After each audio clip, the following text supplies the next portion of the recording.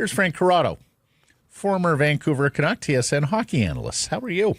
I'm good, buddy. I am. I'm wondering where my Sports Center guy is. Where's Mr. Sports Center? He's come back from Toronto.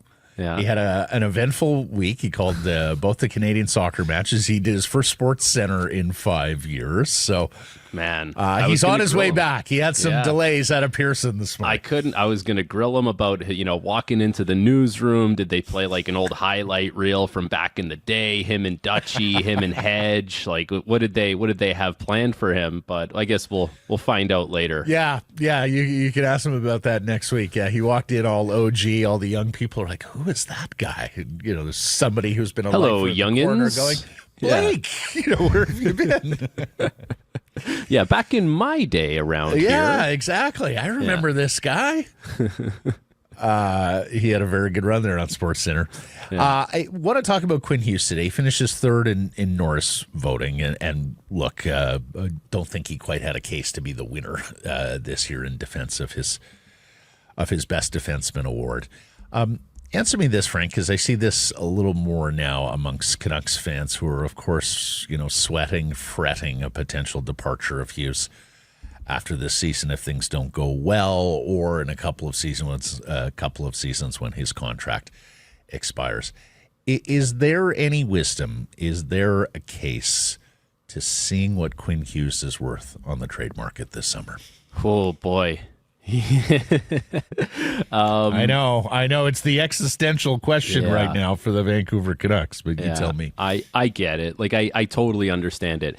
I think if you're in a management position in the NHL and you don't have a gauge on what your players are worth basically at any given time, you're probably not doing your job correctly. Like, if you were looking for a house, like if you're a first-time homeowner, or even not, like if you don't know that houses in your area go for X amount of dollars, and in that area they're going for that, like you're kind of behind the eight ball. So I feel like it's the same with management, where for sure it's not like you're shopping a player around. I'm not suggesting that they would shop him around now, but you would have to have some kind of casual conversations with managers and executive types, just kind of understanding, like, if this is something that we did, like, where do you think it goes? Like, I think you have to have an understanding of the marketplace, and you can separate the two. You can separate, like, actively shopping and just understanding where things are at. But with that being said, like, we're not that far away from this conversation potentially becoming a reality. So I do understand why you bring it up. And, like, if you look to, further down the road, don't mean to be doom and gloom, like, it's this year and next year, and then it's unrestricted free agency. So you're going to have like hard, honest conversations among the group about where this goes.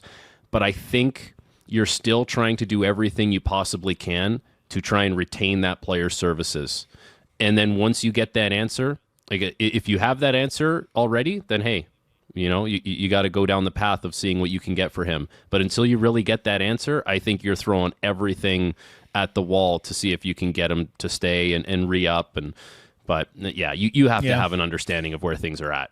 Yeah, another reason why I'm asking, Frank, is just as we size up this off-season free agency and, of course, the draft and all the different players who might be in play trade-wise, I just see so many buyers and so few sellers, my man. Like, I don't think there are as many teams motivated to be bad as we've seen recently, even with Gavin McKenna at the end of the rainbow. And, I'm just wondering, like, where are all these contenders and where are all these mid-pack teams looking to be playoff teams? Where are some of these bad teams looking to finally be competitive tip to tail? Like, where are they getting all of their players with so few teams who I think are in, full rebuild modes? This is it, man. This is going to be an issue now for a while. And if we're still talking about expansion, you want two more teams in the league? Like, good luck. You can get players, for sure. You can get guys that are just guys. But to get difference makers, like, it's difficult. You're going to have something that makes them want to, sign with your team in free agency, or you're going to have to be really shrewd with how you trade for guys and what you have available to give up.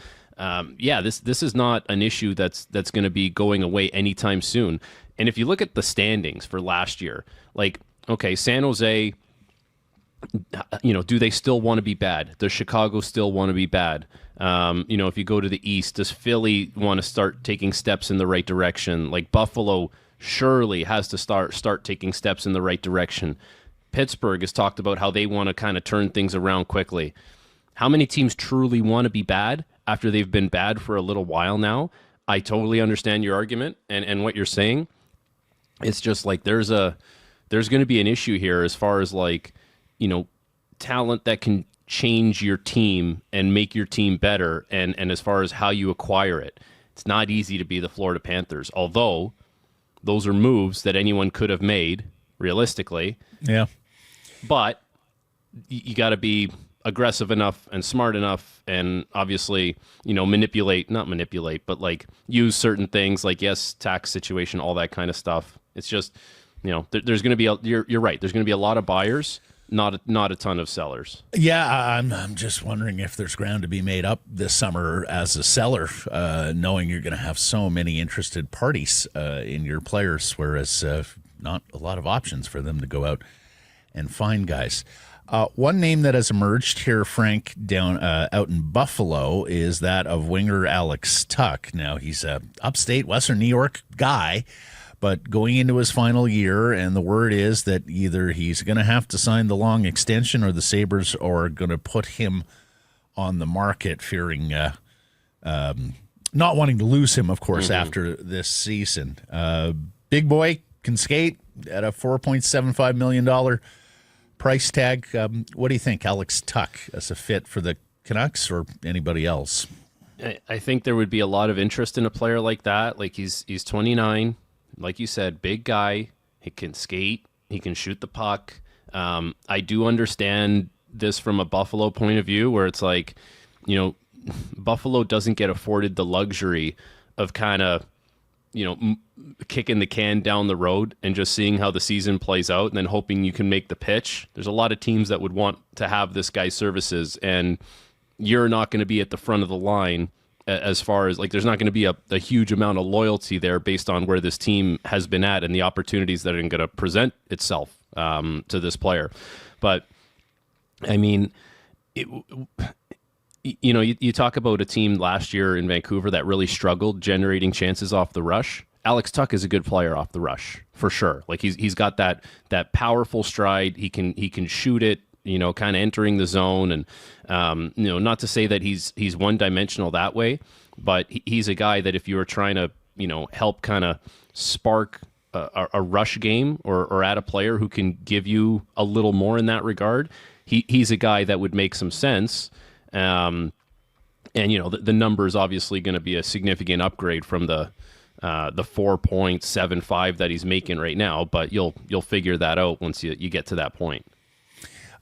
Big moves are being predicted in Utah, where the Mammoth are looking to take a step forward in their second season in Salt Lake City. One of the areas they want to improve is their goaltending, and people are wondering about Nick Schmaltz, the centerman, with 1 year left on his contract, and whether there might be a fit there with the Canucks and Thatcher Demko. Talk to me about Nick Schmaltz as a potential fit here.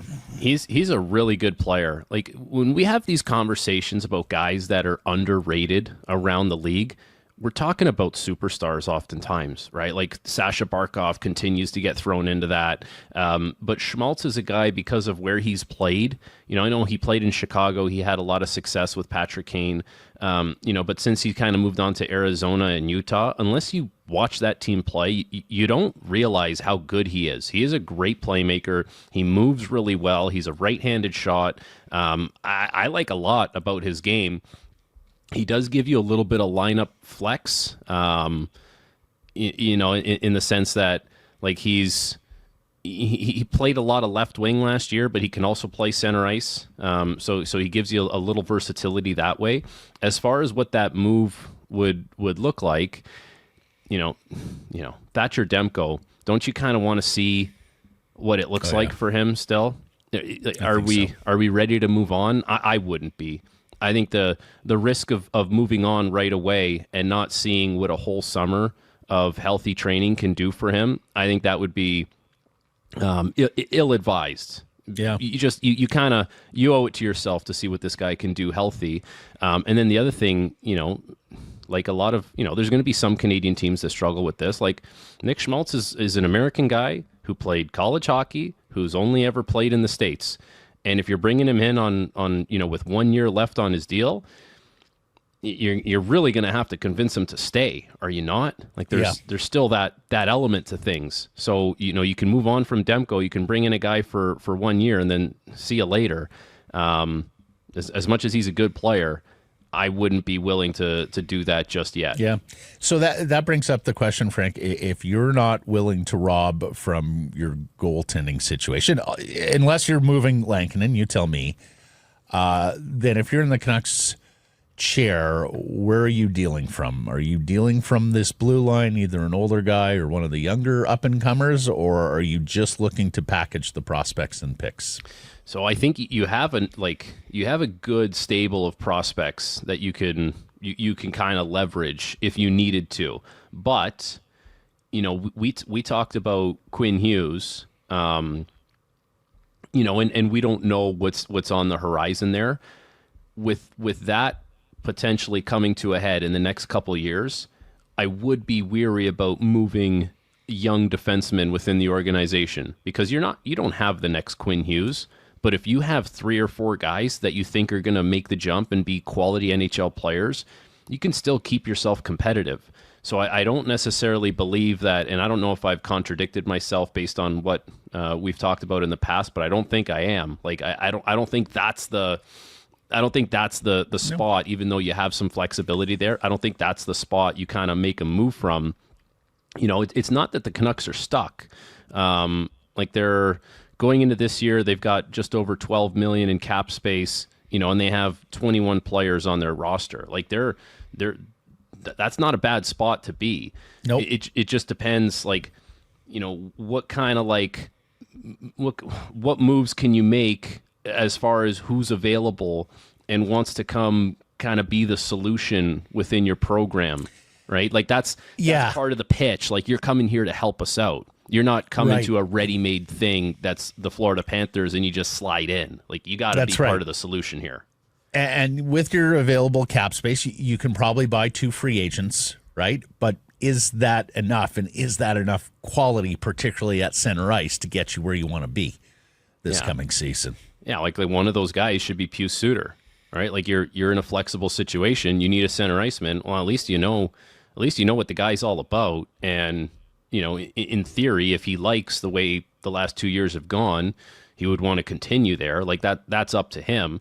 But yeah, like center ice is tough, man. Like look at what Sam Bennett is doing right now. He's priced himself out of, if he wants to, anyways, he can price himself out of a lot of places. If he wants to stay in Florida, which I think that's probably what's going to end up happening. But like it's Tavares in Toronto, maybe. Who knows where Matt Duchene wants to go? It gets thin in a hurry, and when it comes to center ice. Yeah, I was going to ask you, because I know one of the things you look at for TSN and Free Agent Frenzy on July 1st is player values, and of course with help from our friends at AFP Analytics. Mm-hmm. Where are you on paying big money, top dollar for intangibles when it comes to Sam Bennett? Man, this is the thing. Like, we can't disparage what he has done in the playoffs because it is unbelievable, right? Like, we can't argue that. I was looking at this from Toronto's point of view the other day because, Sam Bennett from Toronto. There's rumors there. There's some that believe it's a Florida or Toronto derby on Bennett. So let's say in a world where the Florida Panthers offer Sam Bennett $7 million a year, in order for Toronto to make that the same money, take home wise, in your most basic point of view, is Toronto would have to get to $9.5 million. And so, now like that's significant for Sam Bennett, but that's why that number 10 gets floated around for Sam Bennett, because you need to find a way to make the money equal. Okay, now what do you have to get to in order to pry him from a comfy situation in Florida? Like, there's got to be a little more juice on it in order to say, not only are we making you equal, like we're giving you this much more, so now you want to come to our organization. So I think it's going to be tough ultimately, unless Florida really lowballs it. I think it is going to be tough to pry him out of there. That's the reality that teams are facing. And let me just say, because the tax people will listen and people will tweet at me about the taxes, and everyone knows the taxes.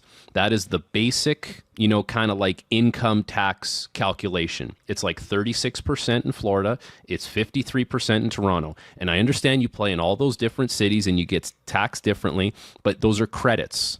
So essentially, like that is a pretty strong number. And don't come at me with endorsements, because teams, players, because the last thing guys want to do is go on their off days, do a million photo shoots and commercials just so they can make themselves whole on their money. They'd rather not have to do that and just make the money as is. Okay. So anyways, that's my. I love it. Don't add him with endorsements. He's not having. For me, I see that picking up in your town, and yeah.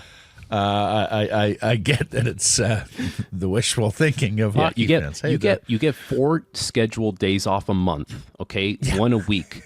Do you and think if you have on a family, like on those 4 days, do you want to have to go to Volvo and do a photo shoot? No.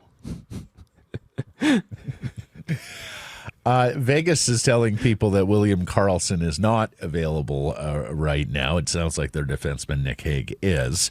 But that's another team that many are expecting big moves on, in part because of their history and in part because Mitch Marner has been connected there. If Karlsson does shake free, if they need to clear cap space, what do you make of William Karlsson coming off a difficult season? Yeah, coming off a difficult season, but still has, I believe, 2 years on that deal. Like he's in year 6 of 8, 32 years old. I have a hard time with this one because I think Cassidy loves this guy as a player. Like, and there's something to be said for coaches, that have their guys that they really lean on. Like, you probably can't go to bat for everyone. Like, essentially the management is going to do what they want to do, but you probably got a bullet in the chamber for 1 or 2 guys that you really want to have around. Right. And I feel like that might be the case for William Karlsson. But if he does become available, like you're getting a guy, like you talk about versatility and, strong defensively and still has an ability to give you offense and play against top lines. Like but that's why the coach would love this guy so much. Like essentially, I'm not going to call him a coach's dream, because, that's Connor McDavid, that's Leon Draisaitl, but in a way, it's like he is to his own degree as a player. So, if they're going to try and get creative and go after one of these big guys, they're going to have to clear some space. But yeah, he would help just about any team that he gets put on. And I don't really care that much about last year. Like, I'm looking more the track record, and the track record the last few years has been quite good for him. It is the 10-year anniversary of your Utica Comets run to the Calder Cup Finals. Frankie, what do you remember about that run? Man, you know what I remember about that? We were such a tight group, and a lot of teams say it for sure, and it's true on a lot of different occasions, but I give our captain, Cal O'Reilly, so much credit. He got our group together a ton. Throughout the season, we would be at his house doing stuff. After every round in the playoffs, we would be getting together as a group. And I remember just talking about that all the time, that you don't get groups like that very often. It's hard to come by. And it was so natural and organic that all these guys, we all just kind of wanted to keep the thing going and play on the same team and, go to war with each other. And ultimately we came up short, but that was a really special group, a really tight knit group. And I think a lot of that had to do with our leadership and Cal kind of leading the way. You don't forget about groups like that. You remember those guys in those days. Well, between yourself and Alex Biega, Jacob Marks, Nolan Baumgartner, one of yours, that was an all good guy team too. Yeah. Looking in on it. Did it help your hockey career? Was there anything you took from that run and playing at that level? Well, for sure, because we always say it at the start of playoffs, right? Like, team success tends to equal individual success. And sure enough, like I had a bad training camp the next year. I was playing with a separated shoulder and a broken hand in that playoff run. And I had a bad camp, and then I get put on waivers and I get picked up by Toronto. Why? Well, like they would have been watching that playoff run, and they would have been watching, you know, the previous years before that. Like if we lose in the first round, there's no guarantees that you get claimed on waivers. You know, like you mentioned Alex Biega. Look how well Biega did, and he was a beast for us on that playoff run. Like Jacob Markstrom, he was a machine, like an absolute machine, right? So I think a lot of guys did have individual success after that. I think Barchi went on to, like, he signed his deal. You know, a lot of guys really benefited from that. So it might not be tomorrow, but like that kind of stuff goes a long way for sure. No doubt. Brendan Gaunce carved out a career after that. Ronald Kennan's played some NHL games. So there were a bunch of guys. Answer me this: Jonathan Lekromacki here has been scratched for the last few games for the Abbey playoff run. I mean, he's their top prospect on that team because Wielander isn't playing. Like, how much would you be sweating that, or is it just about winning right now, and maybe it's even motivation for the young man as he heads into summer? Yeah, I mean, is he banged up? Do we know if he's hurt? No, it's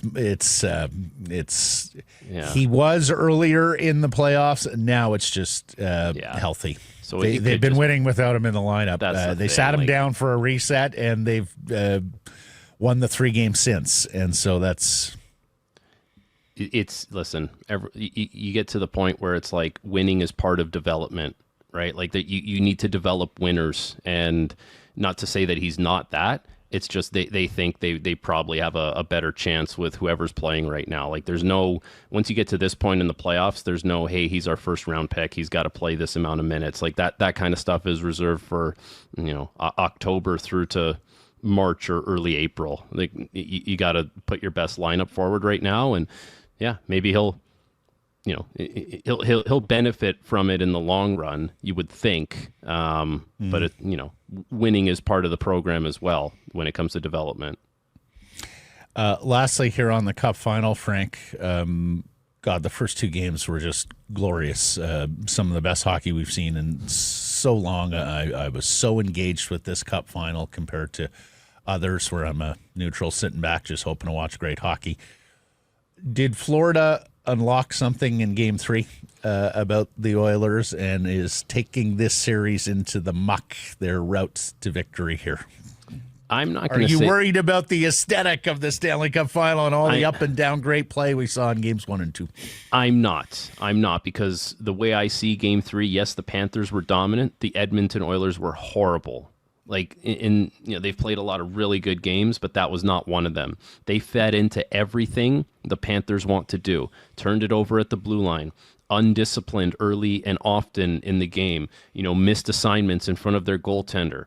Goaltender didn't play well. Like, just about everything that could have gone wrong for the Oilers went wrong. And not to mention 97 and 29 didn't have a great night either. No. So, and that's your nuclear code. And so when all that happens, you get what you got. 6-1. Doesn't take anything away from the Panthers because they never deviate from their plan. And it's the same thing over and over again. And what they're doing in Games 1 and 2 is an investment, in Games 6 and 7 in a series.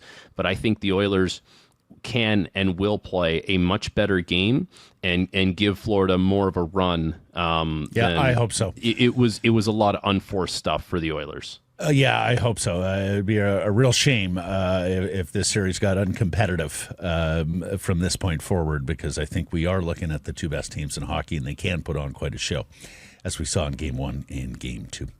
Awesome stuff, Frank. Thank you for the time. I promise Blake next week, okay? All right, buddy. Thanks. See ya.